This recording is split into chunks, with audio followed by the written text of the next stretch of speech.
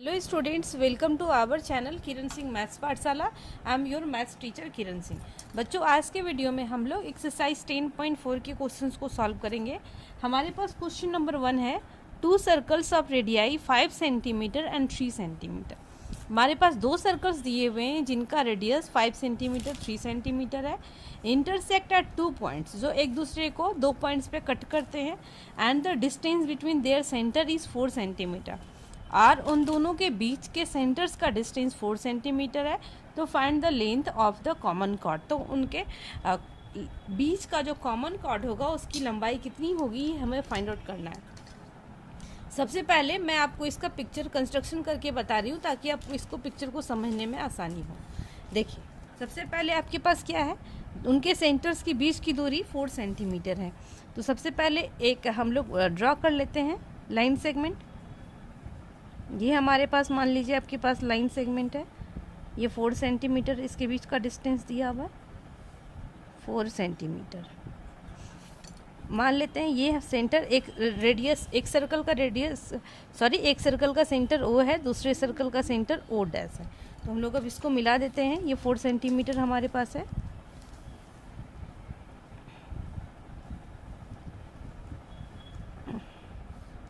अब इस प्लेस से ओ सेंटर से हम लोग एक सर्कल ड्रॉ करते हैं जिसका रेडियस कितना होगा, 5 सेंटीमीटर होगा।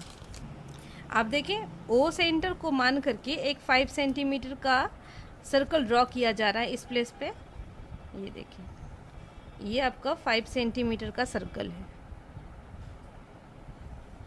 एंड ओ डैश सेंटर से 3 सेंटीमीटर का सर्कल ड्रॉ किया जाएगा। ये देखिए, ओ डैश था, यहाँ से 3 सेंटीमीटर का सर्कल ड्रॉ कर दिया।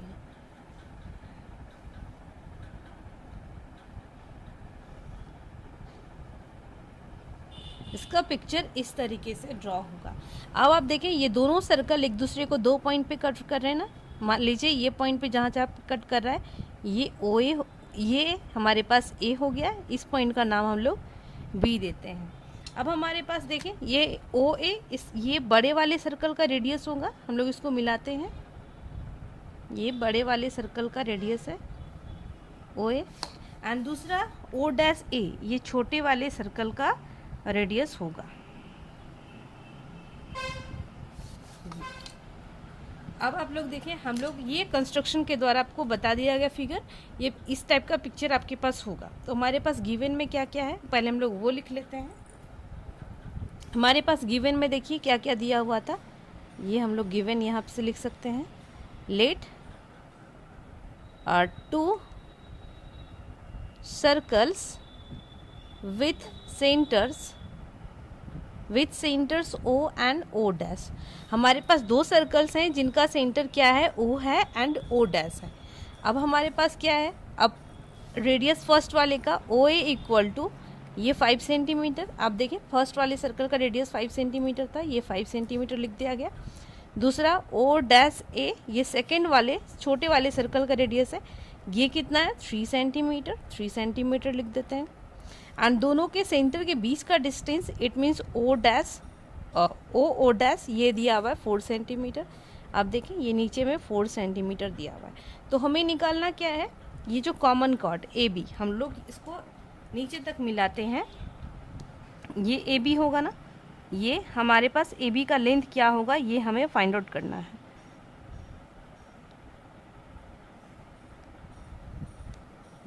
ये ए बी का लेंथ टोटल कितना होगा, ये हमें फाइंड आउट करना है पूरा। तो अब आप लोग देखें इसका प्रूफ कैसे होगा।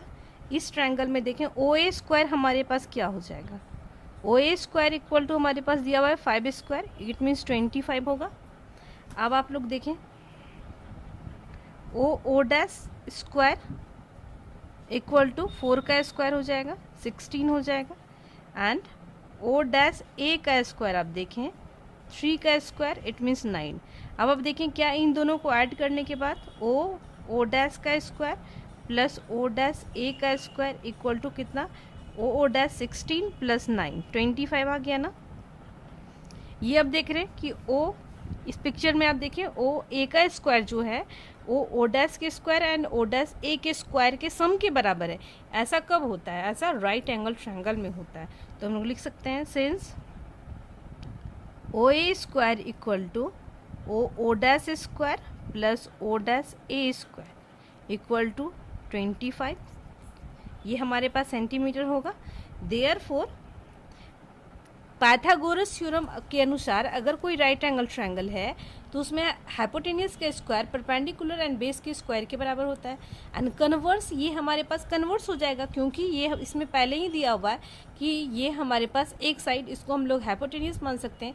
ये हाइपोटेन्यूज के स्क्वायर परपेंडिकुलर एंड बेस के स्क्वायर के बराबर है। इट मीन्स ये राइट एंगल ट्रायंगल होगा। इट मीन्स यहाँ पर 90 डिग्री का एंगल बनेगा। तो हम लोग लिख सकते हैं by converse of Pythagoras theorem,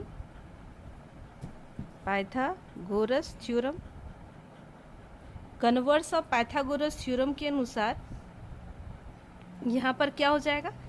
angle O dash, it means हम लोग लिख सकते हैं A O dash O equal to 90 degree होगा क्योंकि इसके बड़ी वाली साइड के अपोजिट साइड में ही 90 डिग्री का एंगल बनता है। ये हमारे पास हो गया, ये 90 डिग्री का एंगल बन गया हमारे पास। अब हम लोग क्या बोल सकते हैं? ये 90 डिग्री का एंगल बन रहा है, ये सेंटर से परपेंडिकुलर ड्रॉ किया गया है। तो आपको थ्योरम में बताया गया था the perpendicular drawn from the centre to the chord bisect the chord. हम लोग इसके बाद लिखते हैं वी नो दैट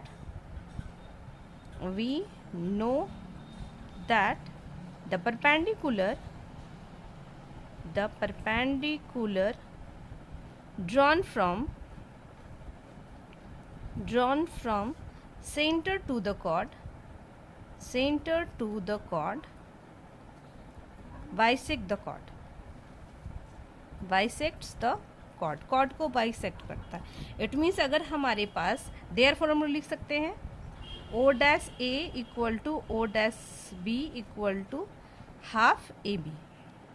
अब आप लोग देखें दिस इम्प्लाइज, यानी O dash A O dash B दोनों हमारे पास बराबर होंगे हाफ ए बी के। This implies A B equal to क्या हो जाएगा?